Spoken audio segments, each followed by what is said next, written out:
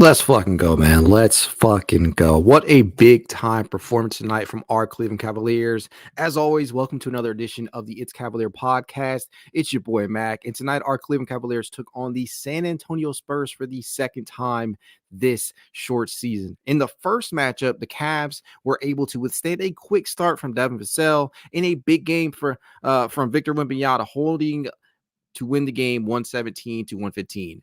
Jarrett Allen and Caris LeVert came up big in that one, as well as Sam Merrill.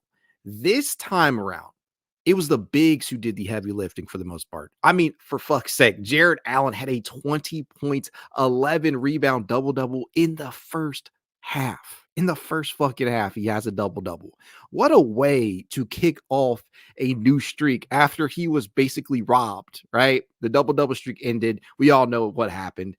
Then there was Evan Mobley, who overshadowed Wemby on his way to 28 points and 10 rebounds. He had 19 and 7 in the first half alone and got everybody talking with those back-to-back triples. It was just, I'm not sure if you guys realize this, but it was just the third time in Evan Mobley's career that he's made two triples in the first half, and the first time in his career that he has hit three triples in his 3 seasons.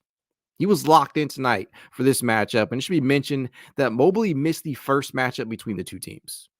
They felt his absence in that one to a degree, and so he came out and he played a big time game against Wemby tonight. He played aggressively. He attacked the Spurs, including Wemby inside. He made them pay for not defending him beyond the arc. He attacked the glass like a madman. He provided his typical defensive player of the year level defense.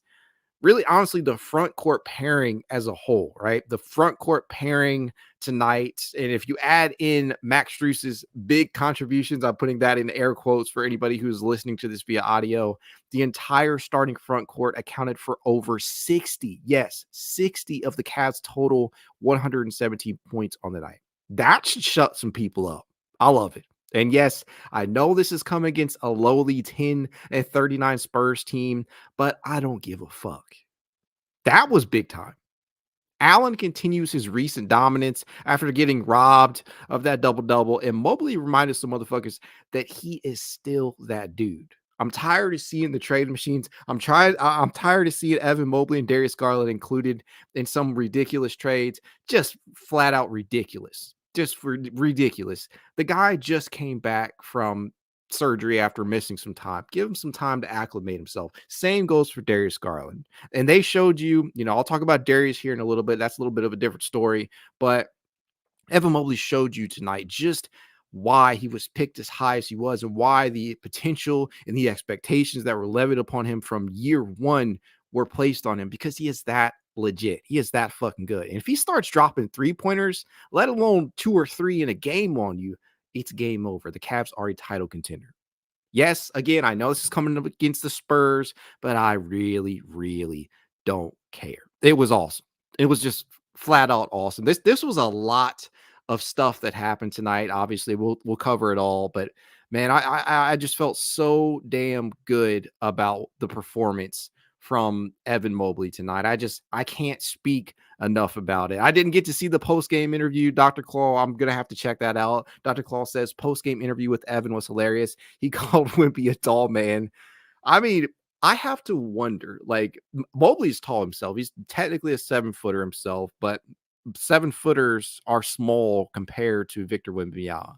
It's crazy. Like, the dude is as tall as they come. Slender man for real out there. And he is phenomenal in his own right? Victor Wembanyama finished the game with 19 points, 14 boards, and 3 assists on 5 of 16 from the field. The one thing that was really pissing me off, and this is not anybody's fault, right? Because Jarrett Allen, it was like back-to-back possessions, maybe within the few possessions of one another, but Allen played him well defensively on these possessions, but he still just pulls up from the perimeter. And what do you do once a dude that tall just shoots the ball right over top of you? There's literally nothing else you can do. So sometimes you just have to chalk it up to good offense. Well, good defense, better offense. That's really, dude's a freak of nature. It's ridiculous. Dr. Claw also says Evan takes that Wemby matchup personally. Yeah, I mean, he got up for this game. I cannot not believe that this guy didn't get up for the Wemby matchup because he's seen what's been said about him. I'm sure he has. These guys are still human. They see the trades that people are putting hypothetically out there. They see the things that people say about them and whatnot, and people have already kind of moved past him as one of the, the unicorns in the league, and they kind of just pushed him aside for guys like Chet and Chet and Wemby, right? There's a couple other guys you can probably throw in the mix there, but Evan Mobley is starting to become one of the most underappreciated players in this league, if not on this team, if not this league. He's that good, and he reminded people of that tonight. And I love the way that he was able to do it. Like, he played aggressively. That was some of the most aggressive basketball in a star mashup, because we have seen games from Mobley, like case in point, I believe it was a game against Milwaukee last season in which Mobley went off for his career high, I believe, and it didn't have Giannis, right? They didn't have Giannis out there. I feel like it was a game in which the Bucks did not have their best players out there, and Mobley ate. We have not seen it too often to which Mobley dominates in a game against a star caliber matchup on the other side. And so to see him do that, to see him take this matchup that seriously, I love it. I mean, I just flat out love it. And to me, the crazy part about it tonight in general was, although the big men really overshadowed the backcourt, Donovan Mitchell turned in yet another amazing performance tonight as he worked his way to 31 points, 8 rebounds, 7 assists on a pretty damn efficient 11 of 20 from the field, including 4 of 9 from 3-point distance. And he was ejected. We all saw it. Some bullshit. I don't know what the fuck Zach Collins was doing. That dude, game is already over. Why are you throwing elbows out there? I get you. The emotions might be running high, but that screen did not need to be set like that. If Tristan Thompson had been out there, shit would not have happened. Somebody would have got their ass beat. I'm just telling you that right now. But yeah, Donovan, man, in a game where he scores 31 points and it feels like an afterthought because Mobley and Allen played so damn well in their own right. That's crazy to me. That is like the quietest 31, 8, and 7 that I've seen in quite some time. And this is just, it's insane to me that Donovan is just, it's kind of like the LeBron effect that we got all those seasons with LBJ, where he's just giving us phenomenal performances night after night after night. And so you just kind of you're not necessarily immune to it, but you're expecting it. And I don't want to ever get to a point where I'm like, okay, this does not surprise me anymore, or this does not excite me, or things like that, because this dude is doing things on a basketball court on a nightly basis that they're phenomenal. It's MVP level. And for him to continue to do that in a season in which the Cavs have faced a ton of adversity, whether it be due to injuries or a constant lineup shuffling or tough scheduling and whatnot, it just speaks volumes. And I know that in the recent MVP ladders, he wasn't even getting any love. He's not in that top 10 rankings. And I just don't understand it. Like, what does this dude have to do to get some coverage in that regard? And I get it, playing with that chip on your shoulder where nobody believes that you'll do anything, especially come the postseason, that can legitimately light a fire under your ass. But I would like to see Donovan Mitchell get a little bit more recognition that he is getting right now. We all feel that he got robbed of that starting spot in the All-Star game to Damian Lillard, and thank God he made it right to the reserves. And I still, for the life of me, I just can't understand why that decision was made. Yes, and Spinreek Gaming says down here, that's an excellent point. You need to average a triple-double these days to get respect, it seems. And that's just crazy, man, because when you go beyond the stats, because for Donovan Mitchell, it's not even just the stats, it's the impact. It's the flat out impact that he has had on this team and just keeping things together and being able to really carry this team for more often than not. It's unbelievable to me that the dude just can't get enough recognition out there. But speaking of all-stars, man, Jarrett Allen, I don't know what this guy has to do to get recognition himself, short of dominating in the postseason, which obviously you don't get all-star recognition for that. But I don't get it. Guy drops 26 and 16 tonight. Probably won't get into the All-Star game. I hate to say that. I don't want to believe that that's the possibility or the most likely scenario with the two or three injury replacement spots that the Eastern Conference now has with Julius Randle and Joel Embiid out. But I don't think Jarrett Allen is going to end up getting in. I feel like they're going to give him the shit into the stick, and they'll probably put in Kristaps or Trey Young or Miles Turner. There's a couple of different deserving candidates that also deserve to be in, but I'm starting to feel like no matter what Jarrett Allen does, the guy just can't get recognition from the media. And a lot of that stems from that ridiculous postseason showing that he had, which kind of sucks. But what a way to start a new streak for him tonight. Guy has a double-double in the first half alone, and kind of got scared there for a moment because I thought he tweaked that same ankle, but he just came right back in. I was like, man, sit his ass down for the rest of the game. I'd rather let this game go down to the wire or even potentially lose this game than lose Allen for a sustained period of time. Absolutely love it. Tune In Sports says Cavs always get robbed. Darius should had won most improved. Mobley Defensive Player of the Year. I'm assuming Darius, that was probably maybe his All-Star season. And Mobley last year, right, with the Defensive Player of the Year.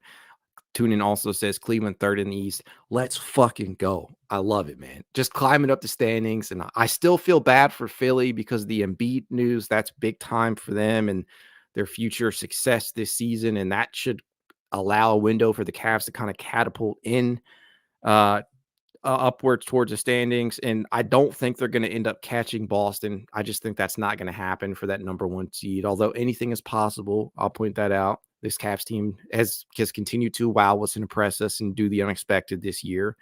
But I don't think they're going to end up catching Boston. I do, however, feel that the 2 seed is within reach. I feel like they can climb up to number 2. I think that is a very, very good possibility. And obviously, there are going to be some things that have to fall into place for that to happen. But with the way that this team is playing, with the way that JB Bickerstaff is coaching, with the schedule aligning how it has, I truly do believe that there is a possibility for the Cavs to move up to that 2nd seed. Jose A says, did you see the Doc River news? I cannot say that I did if it just came out, but I'm still flabbergasted that that he even got hired in the first place. And if you're referring to the what is he going to be coaching the All-Star game? If he is, that's just bullshit. Adrian Griffin or JB Bickerstaff should be doing that, to be honest. But yeah, it should have been JB. And I'm now assuming that is exactly what you're referring to. HJ17 Gaming says Cleveland just 1 game behind for 2 seed. Yes, guys are just climbing up the standings. And like I said, I do believe that they will end up taking that as the season goes on. The East is tight, though. So I don't know, man. You legitimately have 4 to 5 teams that will be vying for those spots. You got obviously Boston up there that is probably going to stay locked into the number 1 seed. You have Milwaukee. You have New York, who's also playing very phenomenal basketball. As much as it pains me to say that, because I fucking hate New York. Even more so now after that series, but I hate New York, and they look tough. Like Tom K says down here, I don't believe necessarily that the series, if you played that back now, I absolutely believe with the pieces that we have in place, the Cavs end up winning that series in 6 to 7 games now. But it was a lot different last year. They certainly were a tough matchup for the Cavs, and they've been phenomenal this season, especially after the OG trade. They're going to have some stuff to figure out there on their own right because of the Julius Randle injury. So who's to say that they'll be able to keep things going the way that they have been all season? Time will tell. Other aspects of this game tonight. Let's talk about Darius Garland for a minute, who, let me put up his stat line. Darius finished with just 4 points, 3 rebounds, 4 assists, and this is the most intriguing aspect of the stat line to me. It's just the 3 field goals, right? He did this and a little over 23 minutes of action tonight. And so for me, I'm like, okay, the Cavs are dominating tonight by the front court mostly, right? The front court pairing of Jarrett Allen and Evan Mobley have it going. So you're going to force him the ball. Between the two, if you guys aren't aware of this, they actually took a combined 33 shots. When's the last time that's happened? I don't know. I need to go research. When is the last time the Cavs front court pairing of Jarrett Allen and Evan Mobley have combined for 33 total field goal attempts? I don't know. I'm scratching my head. I gotta do a little bit of research on that. I'm sure I can find that probably after the pod. But in a game where your two front court stars are dominating, does it even really bother you that Darius Garland only takes 3 shots? Doesn't bother me that much. Clearly, they could tell that those two had it going on, and Darius did not force the issue. I don't think he was terrible in his minutes tonight. You can clearly see that he's still trying to work his way back from missing so much time. And one thing that I don't feel like enough people are talking about is the fact that the guy lost weight, right? He definitely lost some weight, and you can see it out there. He's not moving the same way that he once was. He doesn't look as physical out there, and we all know DG is not the most physical guy out there, but you can definitely tell. That's what I'm trying to say. And so he's trying to play himself back into game shape, and I think that will come in time, but it really helps when you have performances like this out of the front court in which you just don't have to rely on your star point guard. And not to mention the fact that Donovan Mitchell also had the lion's share of the field goal attempts tonight. He took 20 himself. And so you, in a game like this where Mobley, Allen, and Donovan Mitchell combined for a grand total of 53 shot attempts, you don't need Darius Garland to do a whole bunch. You just don't. And so Relax Sensation says, I'm from New York and hate the Knicks. Cavs all the way. Let's go. I like to see shit like this. Good on you, man. Good on you. Not to shit on New York, because I don't hate the state, obviously. I just hate the team. But yeah, Darius in a night where he takes just 3 field goal attempts, I'm not all that worried because clearly the front court had it going on. Nate says the thing about the MVP race is SGA, Tatum, Halliburton, etc. all benefit from 5-out spacing. That nuance isn't discussed. Yeah, I suppose that for this team, the uniqueness of it is that you have a big in Jarrett Allen who has shown flashes of facilitation, whether that be from the elbow or out of DHOs and whatnot, who can also hit the mid-range jumper. He doesn't space the floor like a big like Miles Turner would, or Jokic or AD or somebody like that. There's a couple of examples, right? Throw Brook Lopez in there, obviously. There's a lot of examples of modern day fives knocking down that 3-point shot. Jarrett Allen has not yet added that to his game, but he does have a consistent 3-point. He does have a consistent mid-range jumper in his arsenal. And so when you're talking about the 5-out spacing, that's not something that the Cavs will probably ever be able to truly have, unless you're slotting Mobley over there at the 5 and he's consistently pulling up from 3-point distance, which I don't think the Cavs are going to do that, right? They believe in Jarrett Allen. They love what he offers on his contract and whatnot. And Evan Mobley, tonight's game aside, still has to prove beyond a shadow of the doubt that that is the norm for him, which we just haven't seen that, right? And that's why I pointed out the stat that this is the first time in his career where he's actually hit 3 triples in a single game. He's never done that before prior to tonight. Previous career high obviously was 2, right? He's done that on now 11 different occasions, including tonight. So he's got to do that consistently in order for people to be like, well, this dude is living up to the unicorn hype. And I think that is possible. I think that is certainly something that he can do, but I'm not going to like go all in. I'm not going to push all the chips in because I need to see it consistently. And I think that's what the general consensus is with him, right? Because we've seen games in which Mobley has dominated and reverted back to previous, the previous norm just a game later. We've seen that happen with him too often. And I don't think that is going to be the case moving forward, but I have to acknowledge that that is the reality of the situation. So it kind of is what it is. But yeah, man, it's just this game was just so fucking awesome, just for many different reasons. Not even just the front court. You look at the bench here. You got Karis LeVert still playing at a 6 man of the year caliber pace. And for me, 10 points, 5 rebounds, 6 assists doesn't sound like a whole bunch, but this dude, I don't know if you can find on this Cavalier bench a more versatile player because he can defend at a above average level. He is an above average playmaker. He's a pretty good rebounder for his size. He can shoot the ball and he can play multiple roles, right? If you need him to play make for you, if you need him to man the point guard position, he can do that. If you need him to score the basketball, he can slide over to that off ball role and do that. If you need him to give you minutes at the three, he can do that as well. We've seen him do that over the past couple of seasons that he's been in town. And wherever they need to plug and play him, wherever JB has to have him out there, he's shown capable of doing that. And so I absolutely love it. Tom K says the Cavs new let 3-pointers fly mentality might help Mobley too.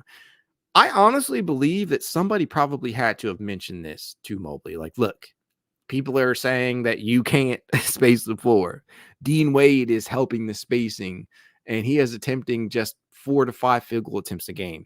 So for you to maximize on the spacing that we now have, you have to go out there and pull the trigger yourself whenever you have that. And you saw it, I'm going to clip it eventually once the stats go up, once the game box score stats have the highlights within them and whatnot. But if I'm not mistaken, all of his shot attempts from range lacked a true defender, right? They were considered wide open. And if you can make defenders pay for that, the same way that Isaac Okoro has started to do, the same way that Dean Wade himself has done, then it's going to eventually pay off and it's going to start generating that gravity and that gravitational pull, that spacing that we all need out of the front court.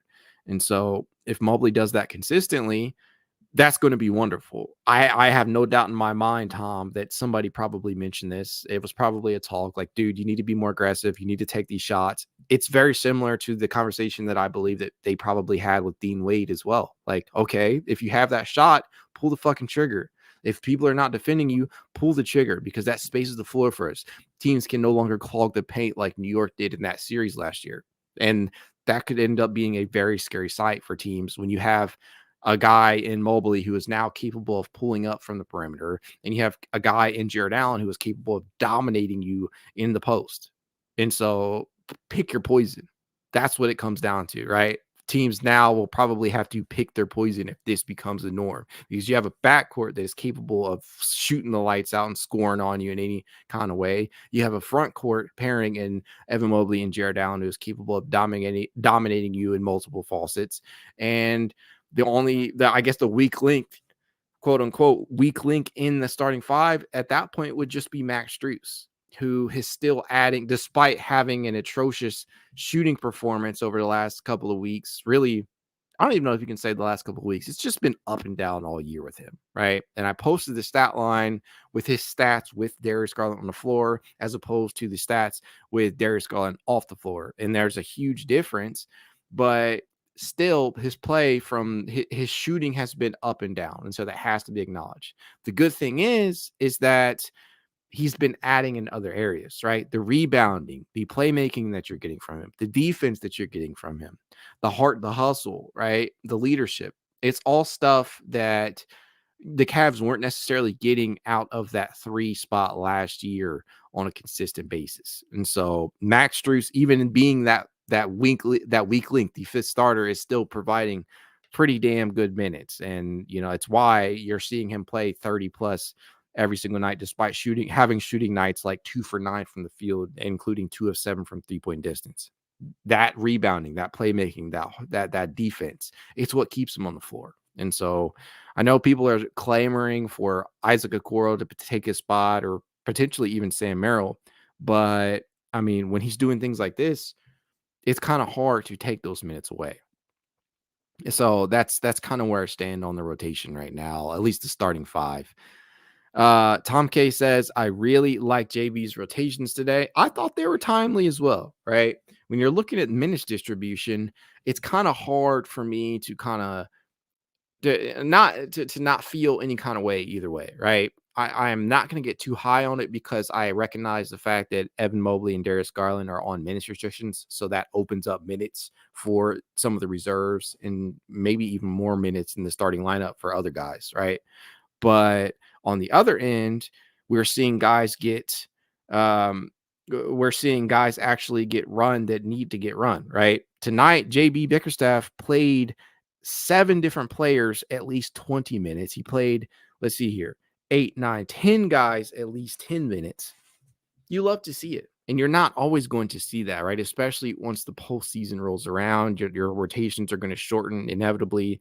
And that is a conversation for another day, right? But for me, it just gets me believing that this is the deepest team in the NBA, right? I do believe that. I know that there are other teams that have laid claim to that title and that role, but I do believe that this is one of the deepest teams in the NBA, if not the deepest team in the NBA, considering who is on the bench. And any given night, opponents could be faced with having to defend Karis LeVert, Sam Merrill, who's only scored 3 points tonight, only took 3 shot attempts. But is there a scarier sight in basketball right now than Sam Merrill coming off a screen and pulling up on you? Because I just don't know if there is.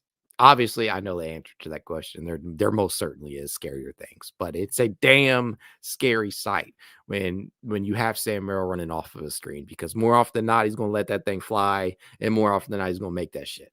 And to have that ability off your bench, that just speaks to the depth, right? Especially when you have people really wanting to start Merrill over Strus, which, again, that's another conversation, but that just speaks to the depth on this team. And you cannot say that at all last year. It's like, where is all this depth come from? And I have to give props to JB because, one, he saw the vision and he decided to keep Merrill, right? Thank goodness they signed him to that multi-year contract, because somebody else would have scooped him up and found out what we are finding out right now, and that this guy is the legitimate top 10 shooter in this league. There's just so many weapons off this bench. TuneIn calls him secret weapon. I mean, he is, man. I mean, he only played 14 minutes tonight, but it, to me, is like, you don't need him to play a ton of minutes for him to be impactful. You could legitimately play Sam Merrill, I don't know, 15 to 18 minutes a night, and he can still drill like 4 or 5 triples on you. And that is a scary thing for defenses to have to prepare for. And you can definitely see that the scouting report is out on him, because teams are going over the screen on him. They're trailing him. They're following him around. They're sending their best perimeter defender at him a lot. That's what we saw with Kawhi Leonard the other day when they faced off against the Clippers. And that, to me, that's the ultimate respect, right? Game recognized game. They know that Sam Merrill can snipe. As Tony Two Turnt says, Sam the sniper. That motherfucker can shoot, can he? It's ridiculous. And I know people kind of been grilling me about the fact that I call him the best shooter in the NBA. And I obviously know that's not the truth, right? But he is up there. He is a top 10 shooter in this league. And I just didn't think we'd have that on a roster this year, which is just phenomenal. And then you look elsewhere, you have players like Dean Wade, who stepped up big time in the absence of Evan Mobley. And he is now faced with not playing nearly as many minutes that he got in his absence, right? Now you're probably only going to see Dean Wade maybe 15 to 20 a night on a good night. And that sucks for him. But at the same time, to be able to say that that you have that available, that option to turn to, is great, right? Especially if JB is going to elect to go with George Niang, right? Especially as the postseason rolls around. If you're going to roll with a George Niang who has the upper hand because of his ability and willingness to shoot the ball. And I'm not going to skirt around it, right? I will address the elephant in the room. If you guys are not aware of this, George Niang went 0 of 9 from the field tonight, 0 of 8 from 3-point distance. He missed every single shot he took, all 9 of them, including 8 from 3-point distance. That happened tonight. You will have nights like that, but you will also have nights where, like against Milwaukee, where the man just completely goes off. He's capable of getting flammable, and that's why the Cavs brought him in. He can also be, just like Max Strus, he can be a streaky shooter, but history tells us, considering that he came off of 5 straight seasons shooting 40% or better from 3-point distance, that that's not generally going to be the case. And that's why he gets minutes. Yeah, 0 of 8 from 3-point range. And so when you have minutes like that, you have the option to turn to Wade, who has started to be more aggressive out there. Tom K says Niang was into that Texas BBQ before game, I think. Ah, man. The dude does not look like a basketball player, right? And I'm sure the dude, he doesn't listen to this podcast, so I'm going to talk freely here a little bit. Um, yeah, I feel that he does not look like a basketball player, but he can shoot the basketball, he can rebound, he can do some things that your typical YMCA players are capable of doing. But that's not to disrespect him. He is an NBA player. Love it. Tony Two Turn says, let Emoni get some Niang minutes. I think that there are opportunities that you can have out there to give Emoni minutes, but far be it from me to really be pissed off at JB for not, just considering the fact that we're winning, right? I would like to see Emoni get some run though. He had a pretty solid game against the Delaware Bluecoats just the other night where he had a double-double. I think 15 points and 11 rebounds. And we know how good this guy can be shooting the basketball. I think the one thing that we're looking to see, well, really two. The two things that we want to see from Emoni Bates on a consistent standpoint is the defense, right? Especially on ball, and the facilitation. Does he make plays for others? Can he move the ball? And I don't think the facilitation thing is a huge thing because of who he would be playing with at the next level. But I think that people want to see that he is not a selfish player. I do not believe that. You guys know I'm a huge believer in Emoni. And I hope he gets opportunities sooner rather than later. But I think those are the things that the team is wanting to see: the defense and the passing, right? I think those are the two things right now. About Niang, they call him G-Wagon. They call this nigga the G-Wagon. Yeah, I love the Niang nicknames that we have gotten, right? The G-Wagon, the minivan. I'm glad that it went from the minivan to the G-Wagon because I'm not a huge fan of the minivan, but it's an apt description, right? For his body type.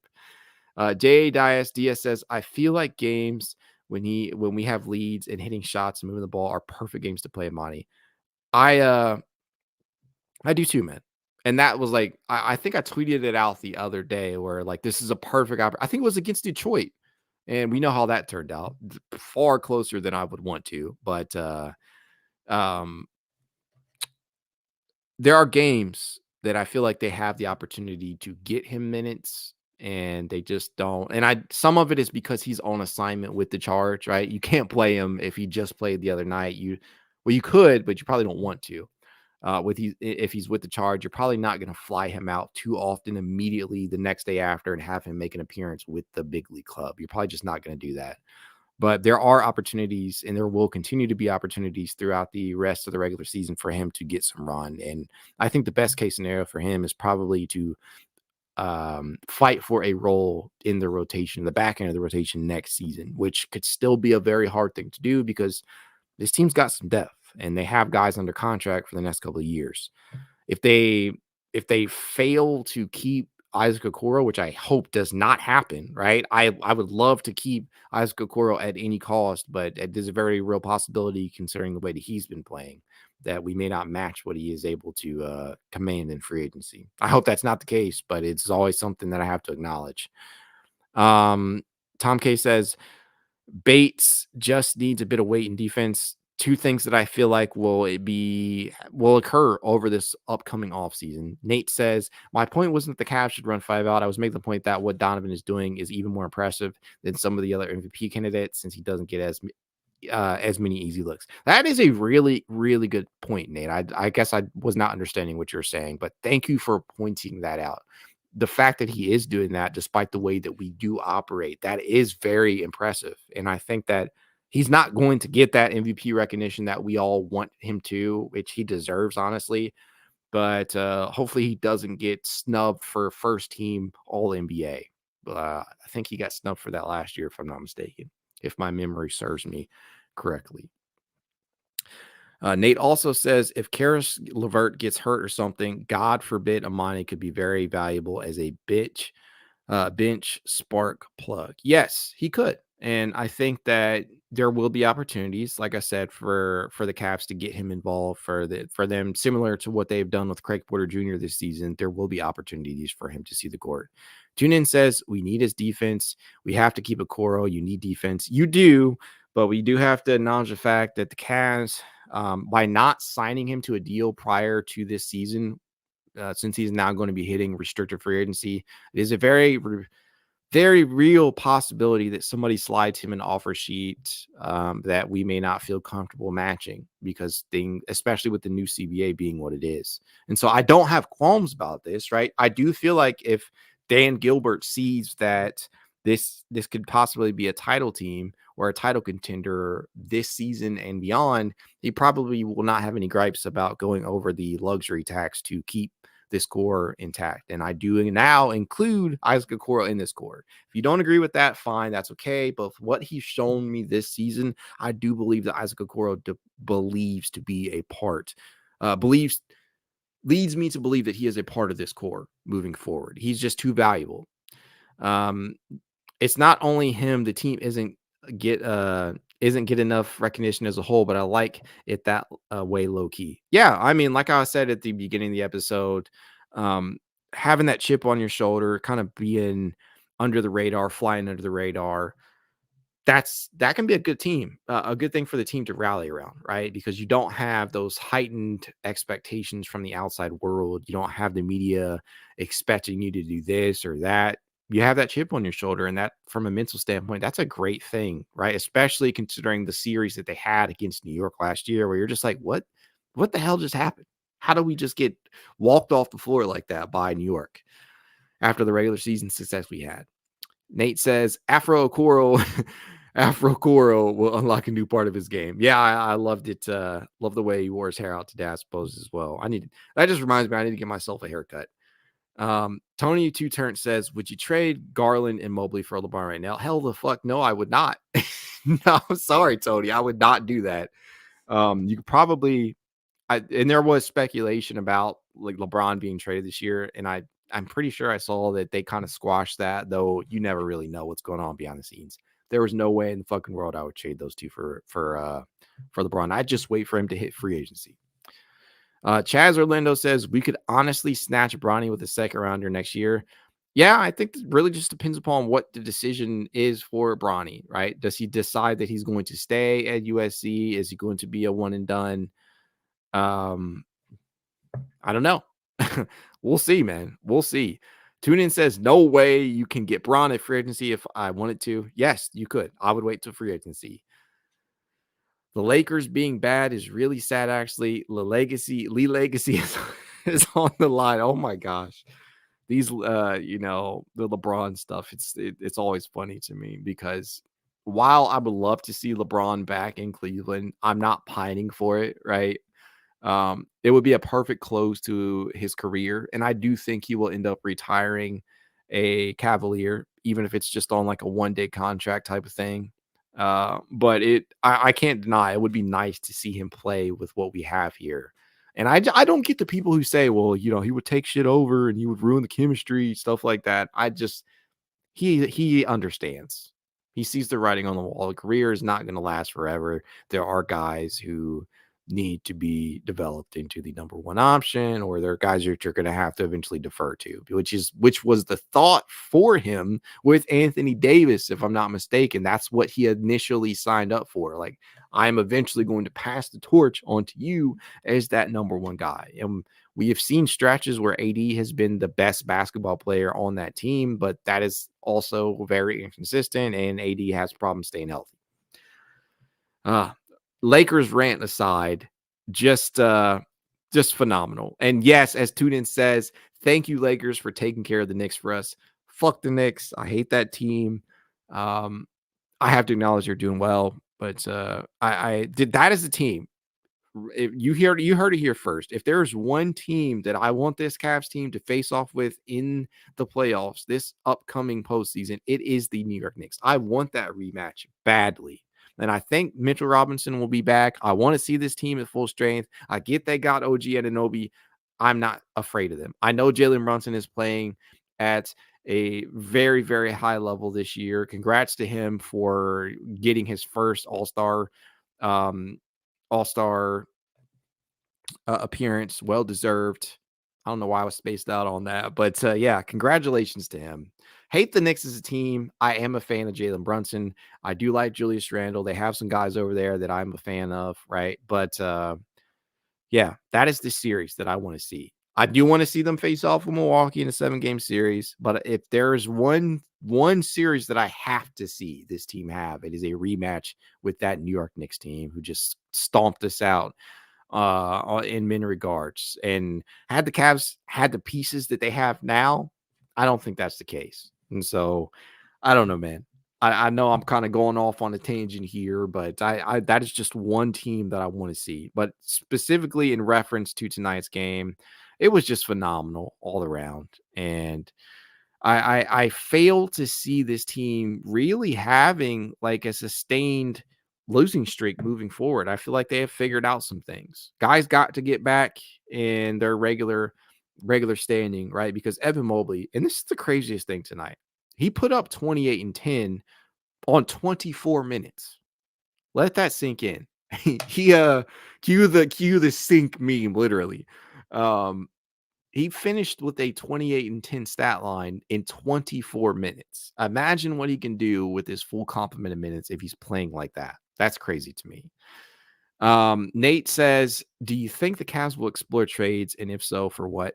Honestly, I think they're kicking the tires on like marginal moves, like things out on the margins, but I don't think that there's any like big time swing going to happen this year because frankly, I think the best thing that this team can do is just get healthy, right? Get DG and Evan back into full health. And I think that's it because think about it this way. Just as an example, I saw the name Tyus Jones. I think that's the name that was floated out as veteran point guard help. And I know that the Cavs had been linked to wanting to bring in a veteran point guard presence, considering Ty Jerome is not healthy and Craig Porter Jr. is really your only true point guard on that bench. They were looking at potentially bringing in a point guard. I don't think at this point in time that you need to do that, right? Honestly, I would rather just convert Craig Porter Jr. in the event that you're like, you really need another point guard on the roster, on the playoff roster, and just give him the opportunity.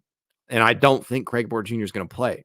And that's like that. It sucks because we've seen what Craig Porter Jr. can do in actual run. When you give him real run, we've seen how impactful he can be. But at full strength, there's just not enough room for him. And that's the case for some of these guys on the roster, right? And so I think that is what I would like to see happen.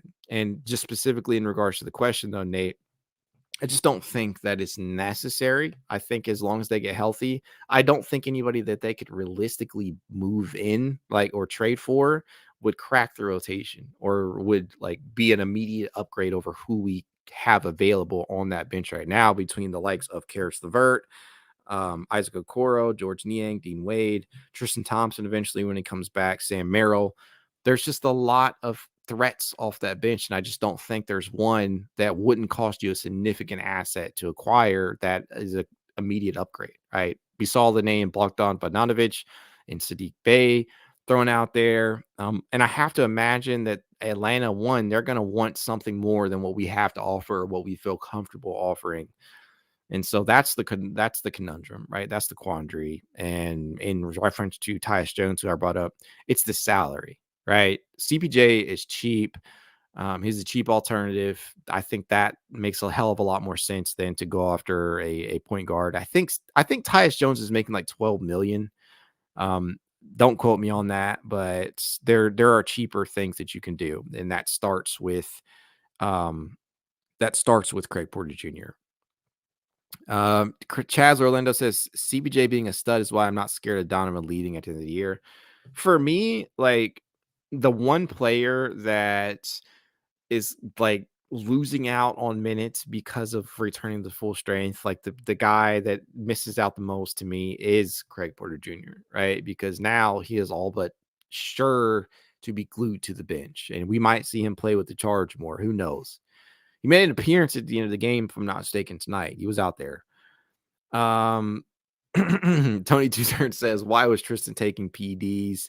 You think that Kardashian chick has something to do?"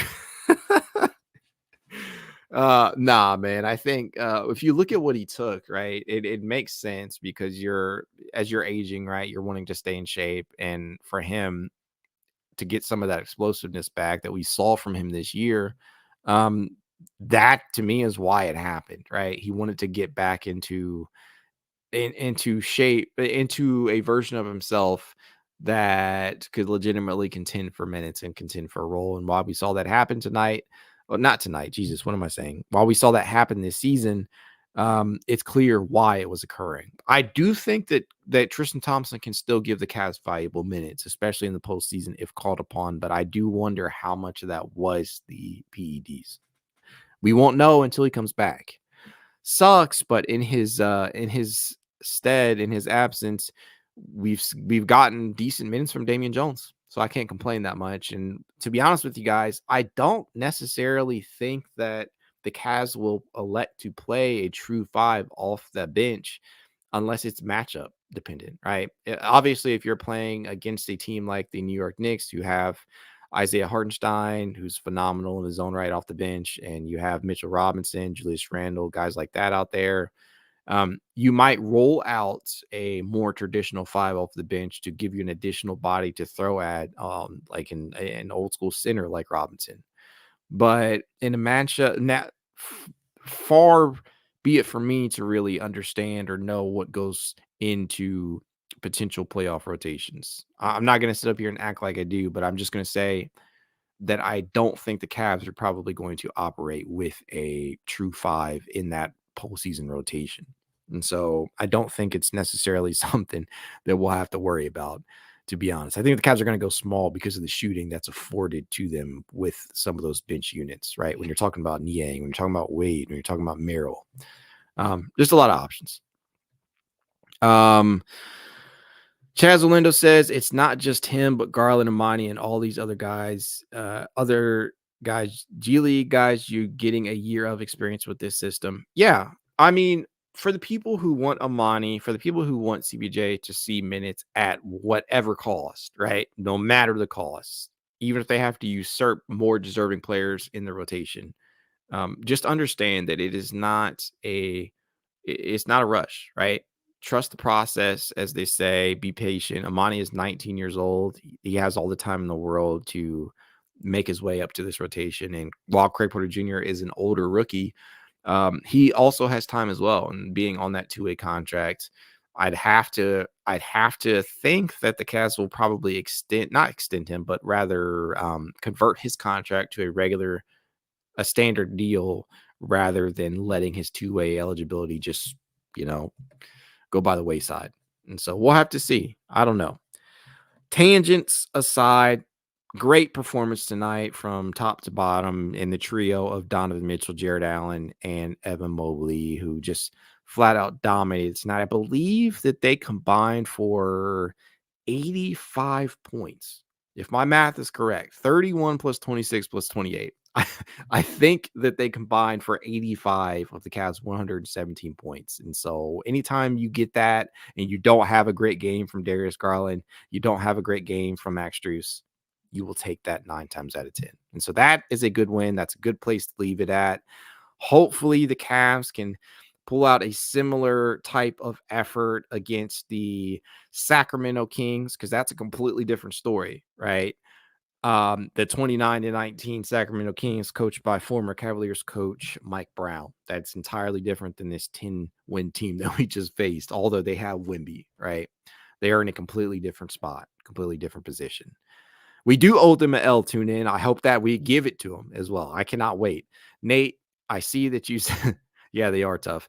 Nate asks, do you think JB has done enough on the X's and O's to make the two-ball dominant guard pairing successful? I'd like to see some off-ball screens, etc., rather than sitting one of them in the corner.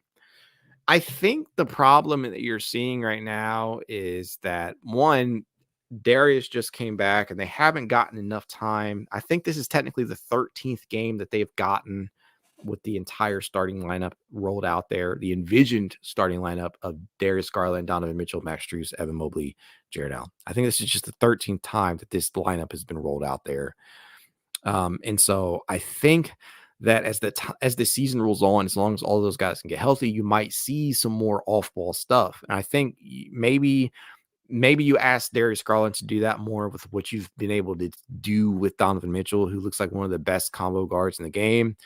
Maybe you stagger their minutes. I don't know. But when the two share the court, yes, I would like to see JB do a little bit more on the screens front, right? Have some more off-ball screens. I like seeing guard screens. I like seeing that happen a lot. Sam Rill is actually very adept at doing that. I would like to see Darius Garland do so as well. Do I think that that will happen? I'm not sure, to be honest with you, but I don't think it's necessarily just on JB. I think it's just the fit, right? And so we'll have to see how this plays out. And because the biggest selling point in this lineup wasn't necessarily that, it was the spacing that Max Strus provides and what he could add to a spacing deficient front court. And so I don't know. I do think that JB has done a wonderful job in getting the most out of the minutes when the two are off the court, or not sharing the court with one another, when they have one or the other out there. But when they have both out there, I still think it's a little wonky at times. I don't think it's doomed, but I do think it's possible. Nate also says, and you could set Mitchell backdoor screens and possibly have Garland throw him alley lobs.